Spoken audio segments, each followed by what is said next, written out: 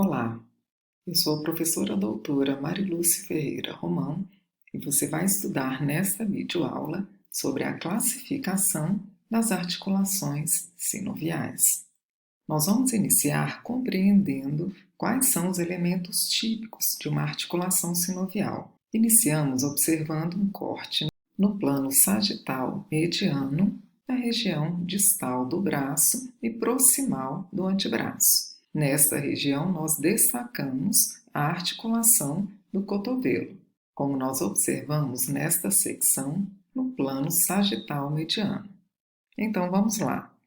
O primeiro elemento típico que nós identificamos em uma articulação sinovial é a cápsula articular. Ela é constituída por uma cápsula fibrosa externa e uma membrana sinovial interna. Observem que entre as estruturas que articulam, nós observamos um espaço que é chamado de cavidade articular. A cavidade articular é preenchida pelo líquido sinovial, bem como observem que a superfície das extremidades ósseas que formam a junção são revestidas pela cartilagem articular. É importante ressaltarmos que onde nós identificamos a fixação da cartilagem articular, não é identificado a fixação do periósteo que reveste o osso externamente.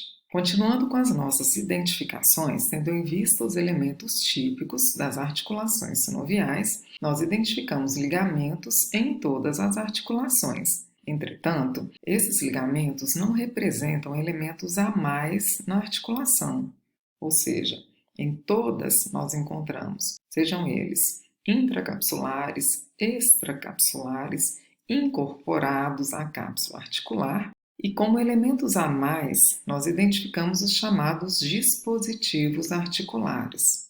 Ou seja, esses dispositivos articulares representam elementos que nós só encontramos em algumas articulações, como discos, meniscos, lábios ou orlas, bolsas e bainhas tendíneas. Em relação à possibilidade de movimento, todas as articulações sinoviais possuem movimentos amplos, portanto, são classificadas funcionalmente como de artroses. Em relação à forma da superfície articular, nós identificamos em primeiro lugar a articulação sinovial plana.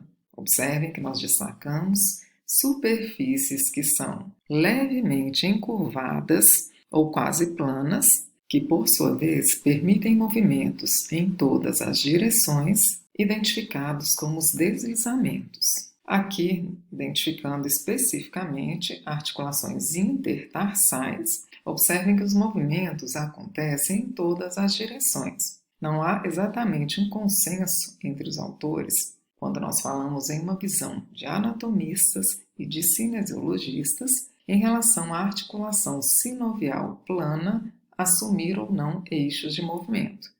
Então, se consideramos somente o deslizamento, elas são classificadas como anaxiais. Se for feita análise de movimento e forem identificados eixos assumidos, então devem ser considerados esses eixos que são assumidos dentro do plano de movimento. A articulação sinovial em gínglio apresenta uma superfície articular mais alongada, convexa, articulando com outra superfície articular côncava. Esse alongamento contribui para um único eixo de movimento, como nós observamos na articulação do cotovelo, que realiza flexão e extensão. A articulação sinovial do tipo trocoide faz referência a uma estrutura circular que articula com uma superfície côncava com formato de anel. Nós exemplificamos com a articulação radionar proximal, que permite o movimento de rotação, tendo em vista a observação de um único eixo de movimento. A articulação sinovial elipsoide apresenta uma superfície convexa articulando com uma superfície côncava, entretanto diferente da articulação sinovial em gínglio, que é alongada. Aqui nós identificamos uma superfície ovalada. Isto contribui, conforme nós identificamos na articulação radiocarpal, duas possibilidades de movimento, ou seja, flexão, extensão, adução e a abdução. Então, nesta articulação radiocarpal, portanto, um tipo de articulação sinovial elipsoide ou condiloide, apresenta dois eixos de movimento. Na articulação sinovial celular, nós observamos uma superfície em célula. Nós exemplificamos pela articulação do primeiro metacarpo com o trapézio da fileira distal dos ossos do carpo. Essa articulação permite dois eixos de movimento: flexão, extensão, adução e abdução. Então, observem que as superfícies articulares elas são irregulares ou projetadas de forma linear, permitindo, por sua vez, dois eixos de movimento. A articulação sinovial do tipo esferoide possui uma superfície esférica articulando com uma concavidade. Observem que a articulação coxo-femoral, formada pela cabeça do fêmur com o acetábulo do osso do quadril, possui uma melhor congruência, tendo em vista a profundidade do acetábulo, diferente do que nós observamos na articulação glenohumeral. Entretanto, nós estamos observando a forma articular e os eixos de movimento.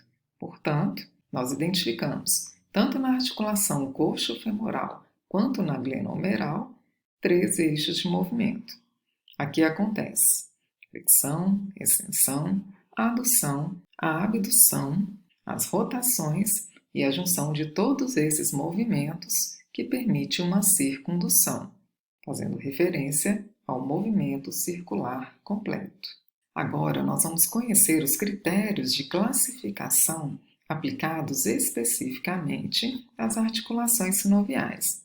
Quando nós identificamos dois ossos articulando, como na articulação do quadril ou coxo femoral, nós classificamos essa articulação como simples.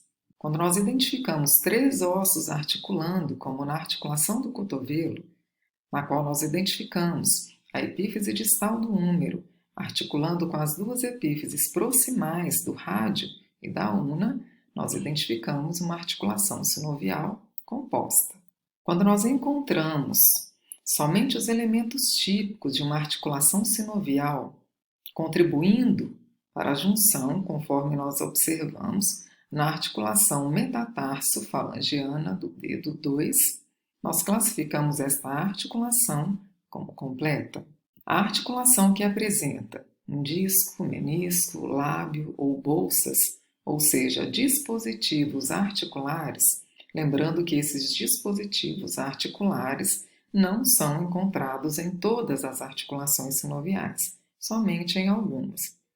Portanto, na articulação do joelho, nós identificamos os dois meniscos.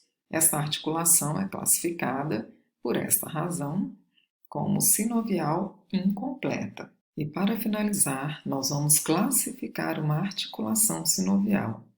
A articulação sinovial em questão será a articulação do quadril ou a articulação coxo-femoral, que acontece com a cabeça do fêmur e o acetábulo do osso do quadril. Em relação ao movimento, nós observamos movimentos nessa articulação? Sim, portanto, é uma diartrose e observando a forma das superfícies articulares e os elementos da articulação, nós identificamos como uma articulação sinovial esferoide. Em relação ao número de ossos, nós identificamos dois ossos articulando, considerando o osso do quadril no adulto. Portanto, se nós identificamos dois ossos articulando, nós temos uma articulação sinovial simples. Em relação aos dispositivos articulares, nós identificamos no limbo do acetábulo uma estrutura de fibra ou cartilagem que é o lábio do acetábulo.